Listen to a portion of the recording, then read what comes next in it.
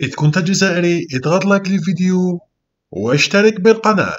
السلام عليكم ورحمة الله تعالى وبركاته. شاهد ما قاله جواد بدا المعلق المغربي لبيان سبورت عن أزمة الجزائر والمغرب خلال مباراة الكاميرون والكونغو. أن منتخب المغرب تعذر عليه التنقل إلى الجزائر للأسباب التي يعرفها الجميع، وبالتالي حتى يتم تصحيح بعض الأمور وتوضيح بعض الأمور بخصوص ما حصل بالأمس. الأمس المغرب لا يعتبر منسحبا، الدليل أنه في موقع الكاف في كل المواقع لم يتم اعتماد نتيجة 3-0، وبالتالي المغرب لا يعتبر منسحبا بل تعذر عليه السفر قبل انطلاق كأس افريقيا للاعبين المحليين، وبالتالي لا تحتسب نتيجة مباراة الامس بين المغرب والسودان مشاهدينا الكرام، عكس ما روج له بان السودان فازت